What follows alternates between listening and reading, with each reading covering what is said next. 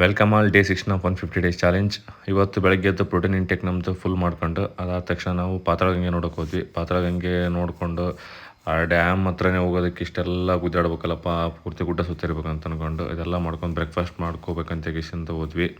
So ಅದಕ್ಕಿಂತ ಮುಂಚೆ ಒಂದು ಟೀ ಕುಡಿದು, ಯಾಕಂದರೆ ನಮ್ಮ ಗಾಡಿ ಓಡಿಸ್ಬೇಕಾದ್ರೆ ಕಂಪಲ್ಸರಿ ನಿದ್ದೆ ಬರ್ತಿರ್ತಾವೆ ಸ್ವಲ್ಪ ಪೂರ್ತಿ ಕರ್ವಿಂಗ್ ಇರಬೇಕಾದ್ರೆ.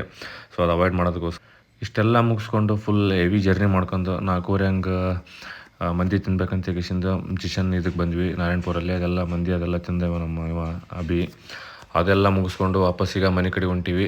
ಸೊ ಮನೆ ಕಡೆ ಹೋಗ್ಬೇಕಂತಂತಂದರೆ ನನಗನ್ಸಿದ ಮಟ್ಟಿಗೆ ಇದು ಆಲ್ಮೋಸ್ಟ್ 7:30 ಹಂಗೆ ಆಗ್ತದೆ ಮುಟ್ಟೋದಕ್ಕೆ. ಯಾಕಂದರೆ ಇಲ್ಲಿಂದ ಸ್ವಲ್ಪ ರೋಡ್ ಚೆನ್ನಾಗಿಲ್ಲ ಅಲ್ಲಿ. ಸೊ ಈಗ 7:30 ಹಂಗೆ ಆಗ್ಯದ ಮನೆಗೆ ಬಂದೀವಿ.